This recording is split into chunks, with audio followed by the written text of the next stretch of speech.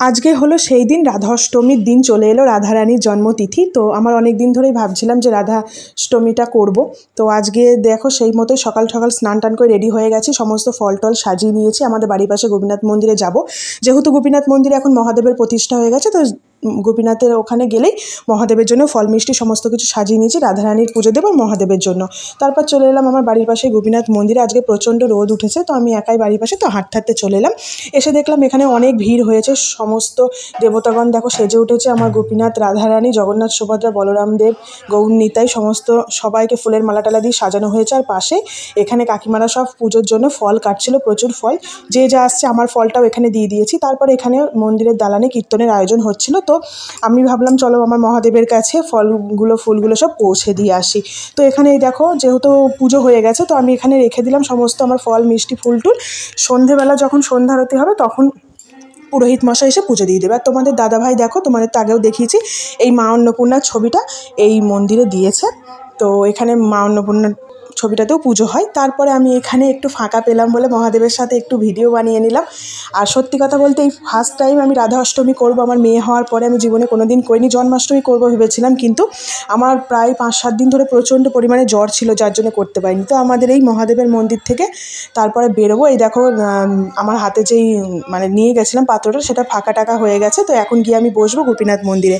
এখানে দেখো কীর্তন অলরেডি আরম্ভ হয়ে গেছে, তো অনেক মানুষের ভিড় হয়েছে। আস্তে আস্তে মানুষ আরও বাড়বে, যেহেতু রাধারানী 12টার পরে জন্মগ্রহণ করেছিল দুপুরে, তো সেই মতোই 12টার পরেই পুজো হবে। আমাদের মহারাজ সমস্ত কিছু দেখো জোগাড় যন্ত্র করছে, আর আমি এখানে বসে পড়েছি পুজো দেখব।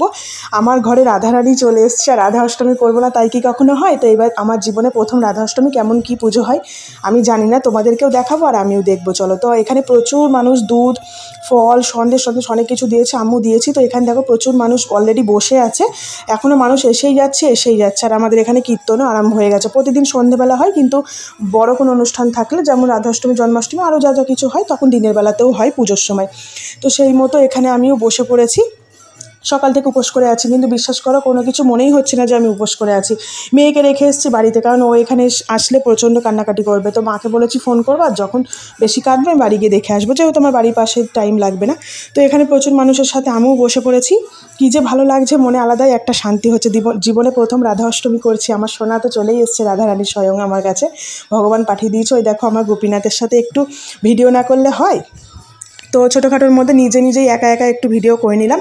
তারপর এই যে আমাদের মহারাজ এখানে এবার মেন আয়োজন শুরু করছে রাধারানী। তো আমাদের যে নারায়ণশিলা আছে, আমি তো ফার্স্ট টাইম দেখলাম নারায়ণশিলাকেই দুধ গঙ্গা দিয়ে অনেক কিছু দিয়ে জিনিসপত্র, গোলাপ জল, মাখন, ঘি, অনেক কিছু দিয়ে সব স্নান করানো হচ্ছে। তো এই ফার্স্ট টাইম আমিও দেখছি। চলো আমার সাথে তোমরাও দেখতে থাকো। এরপর একে একে পুজো হবে, স্নান করানো হবে, তারপর আরতি হবে, অনেক কিছু হবে, লাস্টে অঞ্জলি দেবো।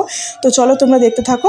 আর এখানে এই যে মহারাজের এখানে প্রায় হয়েও এসছে, এই দুধ গঙ্গা ওই যেটা দিয়ে স্নান করিয়েছে না, সেইটাকে এখন মহারাজ কিছুটা তুলে রাখলো। এটাই সবাইকে স্নান জল হিসাবে হয়তো দেবে লাস্টে।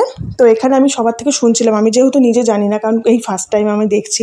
তো চলো এবার আস্তে আস্তে আরতি হবে, অনেক কিছু হবে, তো তোমরা সবটাই দেখতে পাবে। তো চলো দেখতে থাকো।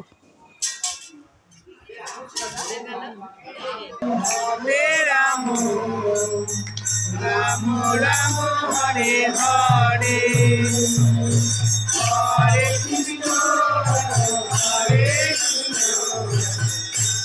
রাম রাম হরে হরে।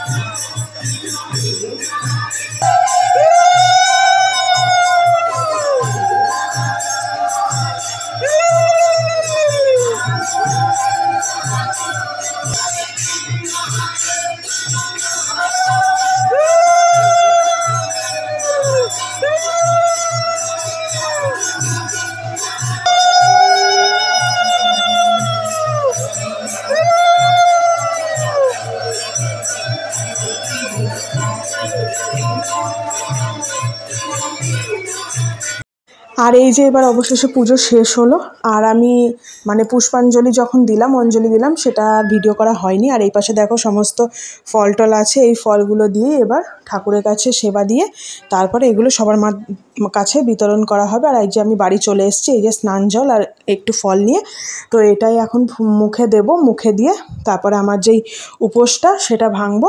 তো তারপরে চলো কিছু খাবো। এখন বাড়ি এলাম প্রায় 2টো মতো বাজে দুপুর। আর এই দেখো আমার জন্য অনেক ফল টল বাবা সব এনে রেখে দিয়েছে, তো এত তো খাওয়া সম্ভব না। তো বাবা বলছে সন্ধেবেলা খাবা, এখন দুপুরে খাবা। বাবা কি বিরক্ত লাগে, আমার ফল খেতে মোটেই ভালো লাগে না। তো এই দেখো কয়েকটা ফল নিয়েছি, এগুলোই মা এখন কুচিয়ে দেবে। তো আমি সাবু খাবো, এই যে সাবুটাকে মা ভিজিয়ে দিচ্ছে। এখন এসে আমি পুরো টায়ার্ড হয়ে গেছি, খানিকক্ষণ আমি এখন শোবো, মেয়েটাকে একটু আদর করব, অনেকক্ষণ সোনাইকে নিইনি, তারপরে খাবো। আর এই যে তারপরে ওপরে চলে এলাম, ওপরে এসে এই যে একটু এত ক্লান্ত হয়ে গেছে, দেখো চুল টুল একদম ওপরে বেঁধে নিয়েছি। তো রাধা অষ্টমীর পুজো দিলাম, খুবই ভালো লাগলো, আমার এক্সপিরিয়েন্স খুব ভালো। তো গাইস চলো আজকের মতো ব্লগটা এখানেই এন্ড করি। মেয়েটা এখন খুঁতখুত করে কাঁদছে, অনেকক্ষণ আমার সোনাইকে নিইনি, আমাকে দেখে না তাকাচ্ছে। তো চলো টাটা, বাই বাই, পরে দেখা হবে।